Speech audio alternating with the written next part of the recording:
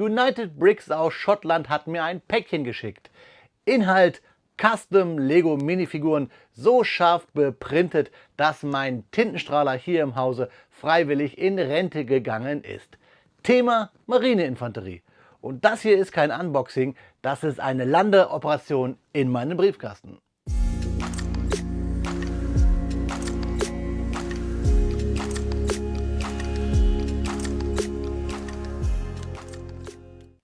Willkommen in der Noppenklötzchenscheune. Mein Name ist Blockstar und ja, liebe Freunde, meine anderen Freunde von über den Kanal aus Schottland haben mir wieder ein Päckchen mit Lego Minifiguren, die custom-mäßig beprintet sind, zugesendet. Ich habe es euch im Intro gesagt, wir haben hier im Päckchen wohl Figuren, die alle das Thema Marineinfanterie abdecken. Ich finde, ein spannender Bereich. Wir öffnen gleich das Paket zusammen und schauen es uns an. Vorab für alle, die nicht wissen, was ist United Bricks? Eine Firma, die Lego-Figuren bedruckt mit UV-Druckern in exorbitant guter Qualität. Ihr werdet es gleich sehen. Wenn ihr euch vorab mal informieren wollt, schaut gerne unten in der Videobeschreibung vorbei oder schaut einfach hier oben auf dem i, da findet ihr meine Playlist zum Thema United Bricks, denn ich habe euch schon mal 2 Videos hier präsentiert, wo wir uns die Minifiguren allesamt Lego custommäßig bedruckt angeschaut haben. Jetzt aber nicht lange reden, denn ich höre da schon die Wellen in der Brandung. Wir sind gleich am Strand, dann öffnen wir nicht die Klappe am Boot, sondern dieses Päckchen. A few moments later. Da liegt das Päckchen von United Bricks aus Großbritannien, sprich aus Schottland, auf meinem Bautisch. Bevor wir es öffnen, ich habe schon mal das Paketband durchgetrennt, noch ein paar Worte zu United Bricks. Vielleicht könnt ihr euch an mein Video erinnern zu Generalfeldmarschall Mackensen, die Figur, die ich schon super bedruckt fand, hier lustig mit seinen ikonischen Husarenhelm und Outfit. Das Video findet ihr hier oben auf dem i auf meiner Playlist. Schaut euch das gerne einmal an. Hat, finde ich, viel zu wenig Views, hätte mehr verdient. Dann im ersten Video habe ich euch unter anderem hier unseren indischen Peacekeeper vorgestellt von der UN. Hier sieht man auch die indische Flagge schön bedruckt. Das Coole ist ja bei United Bricks, wir haben hier alles custom bedruckte Lego-Figuren, wie zum Beispiel auch hier unseren deutschen Fallschirmjäger. Erkennt ihr auch alles hier an dem Lego auf dem Torso, beim Kopf. Das gleiche natürlich sind die Waffen und die Helme, alles custom. Auch im ersten Video neben den Peacekeeper, den Fallschirmjäger, habe ich euch auch hier diese italienische Sturmtruppe vorgestellt, die auch grandios bedruckt ist. Und dort gab es ein Highlight, nämlich Robert the Bruce, den schottischen oder eigentlich kann man ja sagen großbritannischen Helden. Denn ohne diesen Herren gäbe es ja auch nicht so wirklich Großbritannien. Und dann gab es, und das war sehr ikonisch, in so einer kleinen Metallbox unser MG-Team, das Brand-Team, richtig klasse. Also ich fand diese Verpackung ganz interessant. Deswegen bin ich gespannt, was sich hier in dem Paket widerspiegelt. Ich wollte euch aber trotzdem vorab einmal zeigen, dass dieses Thema Custom Minifiguren gar nicht so neu ist auf meinem Kanal vielleicht für euch, aber beim Blocksy selber nicht. Denn ich habe schon oft Minifiguren abgewandelt oder mir Minifiguren besorgt. Ihr seht es auch sogar dort hinten auf meiner kleinen Minifigurensammlung. Zum Beispiel hier habe ich mir aus Lego Torsi, Hose, Torso, Hände, Kopf mal einen britischen Afrika-Krieger zusammengestellt. Ich glaube, das Torso von Lego ist eins aus der Indiana Jones Serie beziehungsweise aus den Explorer. Irgendwo da kommt er her. Der Helm natürlich custom, wahrscheinlich aus China, habe ich mir den mal besorgt. Kann ich mich gar nicht mehr so genau daran erinnern. Also habe ich mir selber gemacht. Hier ist zu 90% alles rein Lego. Dann habe ich, und da weiß ich auch gar nicht mehr, wo überhaupt die Mützen herkommen, mir auch 3 Lego-Figuren abgewandelt. Also auch hier sind Hose, Torso, Kopf bei allen 3 Figuren eigentlich Standard Lego und habe dann eigentlich nur die Mützen ausgetauscht gegen Custom-Made welche, die aber teilweise auch 100% Lego sind. Bei den Matrosen hier, wo Kriegsmarine draufsteht, ist nämlich auch hinten der Anker drauf Und dieser Matrosenmäppchen ist nämlich auch von Lego. Da seht ihr es drinne. Und das passt ja auch ganz gut zu dem Themengebiet heute, denn das hatte mir United Bricks ja mal gesagt, dass sich in dem Paket hier etwas wiederfindet, was zur Marine passt, hier auch zur Kriegsmarine, nämlich Marineinfanteriefiguren. Deswegen dachte ich mir, zeige ich euch mal meine kleinen Sammlerstücke, die ich mir schon zusammengestellt hatte. Wie gesagt, die sind hier alle zu 90% Logo, nicht Logo, die Logos auf den Mützen oder Helmen sind bedruckt, aber die Figuren sind 100% Lego. Und das eigentlich eher, na Logo, Lego. Auch interessant vielleicht, wenn ich euch das mal zeige, ihr kennt vielleicht noch die Firma Modbricks, die ja heute als Marke bei Bluebricks untergeordnet ist. Die hat früher auch solche Lego-Figuren zusammengestellt und custommäßig bedruckt. Hier zum Beispiel bei diesem Oberteil haben wir eigentlich Rebellentrooper von Endor, meine ich, aus der Star Wars Serie, die einfach dann, ihr seht das hier, dieses ja fast schon Splittertarn haben, das wir kennen von der Wehrmacht. Modbricks hat hier einfach so einen Adler drauf gedruckt und schon hatten sie mit einem Gewehr und einem Custom-Helm, wahrscheinlich auch aus China, einen Krieger. So hat das Modbricks früher gemacht. Ähnlich dann auch hier bei diesen Figuren. Das sind auch alles Lego-Figuren, die Modbricks damals bedruckt hat. Da sieht man es. Also lange, lange ist her.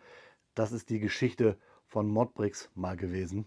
Nämlich auch Custom-Figuren bedrucken. Aber das gibt es ja so auch nicht mehr bei Modbricks. Ist ja auch immer schwierig, auch wegen den Drucken. Die sind auch jetzt okay, auch schon älter. Aber ich wette, und das sieht man ja schon, wenn man meine älteren Videos anguckt, zu United Brick, dass wir hier drinne jetzt gleich wieder exorbitant tolle Drucke finden. Denn so UV-Drucker sind schon was Schönes. Wir öffnen das Paket. Wie gesagt, ich habe es ja mal durchgeschnitten. Ich finde immer diese Paketbänder von United Bricks, auch mit diesem Spruch Building History, ganz cool. Und dann schauen wir mal, was wir drin haben. Ah, okay, wir haben wieder einen Aufkleber. Den habe ich schon mal bekommen. United Bricks, 10 Jahre Building History. Geht an die Seite. Und dann, ja, Kontaktdaten. Immer wichtig. Ich packe euch natürlich alles unten in die Videobeschreibung. Und soweit gehört natürlich auch, dass es einen Rabattcode gibt, beziehungsweise einen Affiliate-Link, wo ihr diese Figuren, wenn ihr sie beziehen wollt, gerne ja, über diesen Link kaufen könnt. Oh, das sind sogar, sehe ich gerade, mehr Figuren. Freunde, ich bin bisher gerade in meinem typischen YouTube-Geschwätz etwas gestockt, weil hier sehe ich auf den ersten Blick, da haben wir Marineinfanterie. Ja, okay, cool.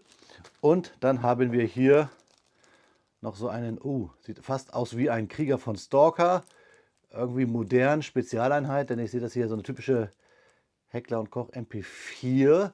Finde ich klasse, Freunde. Ich werde mal, das war's dann auch, glaube ich, oder? Ja, das war's. Ich packe den Karton mal kurz zur Seite und werde dann mal kurz recherchieren, was wir hier genau an Figuren haben und was mir hier United Brick noch mit reingepackt hat in den Karton. Also, ihr kennt das, was jetzt kommt. Danke, SpongeBob. A few moments later. Ja, Freunde, da sind wir wieder und ich habe recherchiert, ich habe angefragt, was haben wir hier? Naja, angefragt ist zu viel gesagt. Ich habe auf der Homepage bei United Bricks mal recherchiert. Wir haben hier in dieser Figur, die wirklich fast gruselig daherkommt, fast so ein bisschen wie eine Figur aus Call of Duty, aber mit Call of Duty, Black Ops und so weiter sind wir gar nicht so weit weg, denn wir haben hier eine Figur der britischen SAS, um genau zu sein, Operation Nimrod, SAS Soldier Minifigur, so heißt es bei United Bricks. Das ist eine Figur, die britische Staatsbürger bei einer Nacht- und Nebeloperation, bei einer Geiselnahme in London aus der iranischen Botschaft freigekämpft hat. Es gibt natürlich wie immer gleich im Anschluss hier zu jeder Minifigur noch einmal Detailbilder und Geschichte. Da suche ich euch das raus und schaut mal, wie krass die bedruckt ist hier. Ich will eigentlich den Kopf gar nicht abnehmen, weil ich dieses Zipfelmützchen hier so cool finde. Aber wir gucken mal hier auch auf die Hose, damit ihr seht, dass wir hier Lego haben. Da seht ihr es auch wieder eine krass bedruckte Figur, komplett rundherum. Hammer. Also hier so ein grünes Zipfelmützchen, aber eigentlich britische SAS. Das kann ich euch schon mal sagen. Wir stellen sie dorthin und gucken uns natürlich dann jetzt hier die Minifiguren an. Da habe ich mich ein bisschen schlau gemacht und hier haben wir jetzt 5-mal das Thema Marineinfanterie und wir fangen an. Wir heben uns die Kriegsmarine zum Schluss auf. Wir heben uns auch, ja, wir fangen doch mal hier an. Wir haben hier nämlich einen typischen britischen Marineinfanterist aus dem Ersten Weltkrieg, so wie wir das kennen, zum Beispiel bei der Landeoperation in Gallipoli, oder Gallipoli ist schwer auszusprechen, also eine typische britische Marineinfanterie des Ersten Weltkrieges. Da sehen wir Lee Enfield, wir sehen Gamaschen, typisch, wir haben eine typische Marineuniform und wir haben hier, wir sehen die Drucke ein bisschen, man kann die so ein bisschen fühlen, mit Patronengurten, Munitionstaschen, den typischen Helm und auch hier Falten auf den Ärmel bedruckt. Die Rückseite Munitionstaschen, hier die Gamaschen und auch hier Falten auf den Ärmel bedruckt. Also richtig cool. Es macht richtig Spaß, diese Figuren anzufassen und auch da wieder, ihr könnt es euch erahnen, ich zeige es euch einmal, haben wir hier Lego. Also klasse, das Thema Marineinfanterie auch im Ersten Weltkrieg präsent. Bleiben wir gleich bei den Briten, denn hier haben wir was ganz Besonderes. Wir haben hier nämlich einen britischen quasi Engineer, quasi einen Pionier, nämlich von der Elektronikabteilung. Hier sind wir allerdings im Zweiten Weltkrieg. Wir haben auch hier wieder typische Lee Enfield. Wir haben hier modernere Munitionstaschen. Wir haben auch hier typischer Matrosenkragen und Tuch. Aber wir haben hier das Zeichen für die, glaube ich, Marksmen heißen sie, eine Abteilung elektronische Pioniere, kann man auch sagen, die Wiremen, nicht Marksmen, das ist falsch. Wiremen, so heißt es genau, die halt für die, ja, Logistik in so einer Landeoperation tätig waren.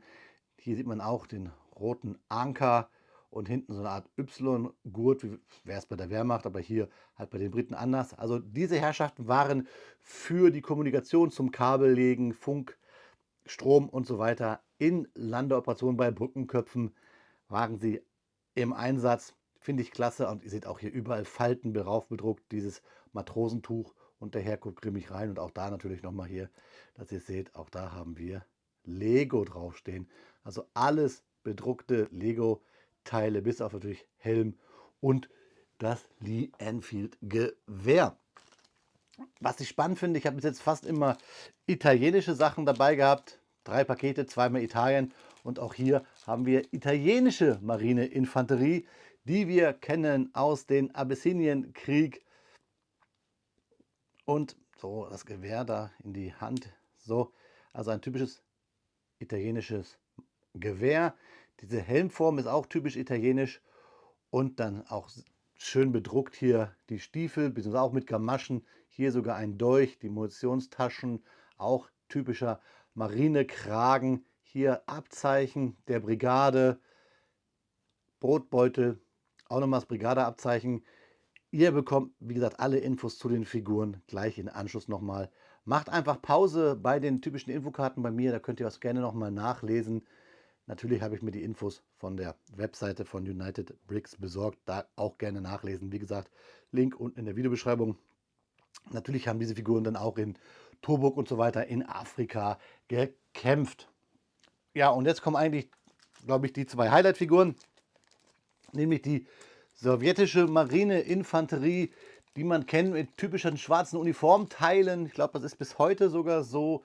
Schwarze Hose, hier russisches Gewehr, toll, toll bedruckte Matrosenmütze. Und auch hier machen wir erst den Test. Wieder haben wir hier Lego. Ja, wir haben Lego. Ihr habt es in der Hose gesehen, die auch geil bedruckt ist. Wir sehen hier Koppelschnalle mit Adler, wollte ich schon sagen, mit Anker. Wir sehen hier Handgranaten, Schienengewehrgurte, ja, könnte man sagen.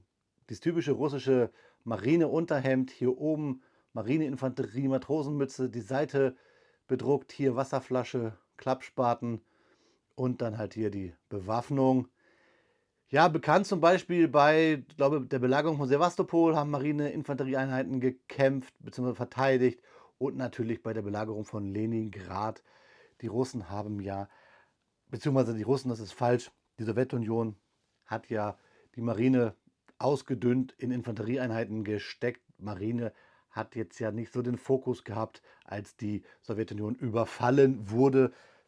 Auch da, wie gesagt, Freunde, gibt es natürlich Infokarten. Und dann zum Schluss die Marineinfanterie der Kriegsmarine, die ich jetzt im Kopf hätte bei der Unternehmen Weserübung, bei der, ja, bei der Einnahme von Narvik. Hier sehen wir Stielhandgranaten, Munitionsgurt, blauer Matrosenanzug, K98, Matrosenmütze, Kriegsmarine mit der Kokarde, mit dem Adler der Kriegsmarine. Hier Stiefel, auch Falten an den Hosen bedruckt. Hier sehen wir das Abzeichen und hinten halt hier dieser Y-Riemen mit Brotbeutel, Gasmasken, Behälter. Und auch hier machen wir den Check. Haben wir hier Lego. Und Freunde, ja, wir haben Lego. Also richtig schön bedruckte Figuren und man glaubt es vielleicht nicht bei meinem Kanal, aber die Marine ist schon so ein Themengebiet, das mich sehr, sehr, sehr interessiert. Ihr bekommt jetzt, wie versprochen, gleich einfach ein paar Detailbilder. Ihr bekommt die Infokarten, wo ihr alles nachlesen könnt. Und gerne dürft ihr natürlich unten in der Videobeschreibung nachlesen, wo ihr Links findet zu United Bricks.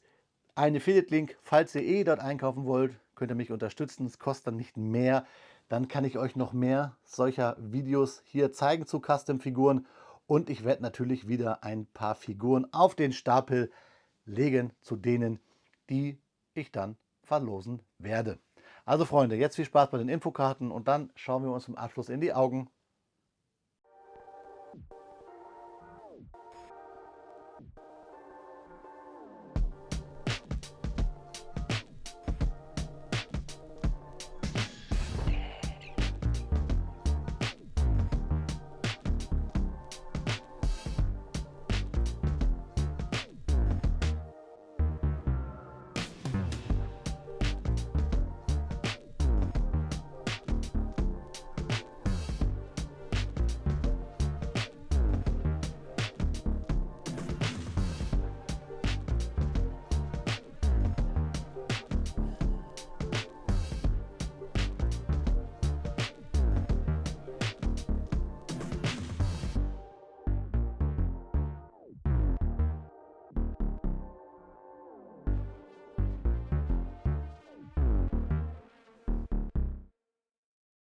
Kleiner Break zwischendurch, aber bloß nicht abschalten, denn wir wollen ein paar besonderen Menschen unter euch, großartigen Menschen da draußen, noch einmal Danke sagen, nämlich meinen Kanalmitgliedern, die mich monatlich unterstützen, damit dieser Kanal noch besser, noch breiter aufgestellt wird. Und damit ist nicht nur der kleine finanzielle Obolus gemeint, sondern vor allen Dingen der Algorithmus, denn YouTube pusht Kanäle. Die Kanalmitglieder haben etwas mehr als andere.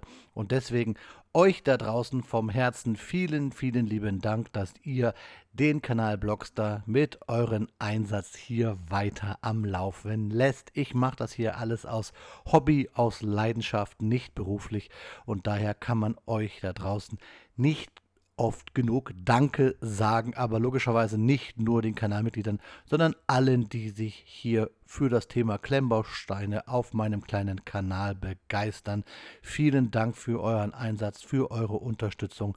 Ich bleibe dabei, ihr seid die Geilsten. Ja, Freunde, da ist das Video schneller zu Ende, als dass nach der Ebbe wieder die Flut kommt. Kleiner Karlauer passend hier zu unseren Marineinfanteristen. Custom Lego-Figuren, bedruckt von Bricks United. Kleiner Disclaimer natürlich, solche Figuren sind nicht sehr günstig. Schaut gerne mal bei der Webseite vorbei. Deswegen wollte ich euch ja zeigen, dass ich sie sehr gut bedruckt finde. Und für jeden, der echte Lego-Figuren haben möchte, mit solchen speziellen historischen Themen bedruckt, ja, da gibt es nicht viele Quellen und ich bin Bricks United sehr dankbar, dass sie mir diese Minifiguren zur Verfügung stellen, damit ich sie euch präsentieren kann. Deswegen habe ich euch ja extra versucht, am Anfang des Videos zu zeigen, dass dieses Thema mich schon immer umtreibt, auch wenn ihr bis jetzt vielleicht andere Themen auf meinem Kanal gesehen habt. Wollt ihr mehr solche Minifiguren-Videos sehen, solche Custom-Minifiguren? Schreibt mir es gerne in die Kommentare, wenn ihr vielleicht eine Idee habt. Mensch, Bloxy, bau doch mal ein Diorama zu dem und dem Thema mit solchen Minifiguren. Lasst es mich auch gerne wissen. Denn bei Bricks United gibt es ja allerhand historischer Themen. Jetzt neulich sogar ein paar römische Minifiguren habe ich dort gesehen. Auch sehr klasse, ein Themengebiet, was ich auch sehr feiere. Also schaut dort gerne mal vorbei. Wie gesagt, findet ihr alles unten in der Videobeschreibung. Ich packe diese Figuren jetzt wieder in meinen Minifigurenkasten und ein paar davon, habe ich ja versprochen, werden an euch verlost. Lohnt sich also, an meinem Kanal dran zu bleiben. In diesem Sinne, Freunde, ja, gut klemmen, bleibt gesund, auf Wiederbauen, euer Freund der Blockster. Ahoi!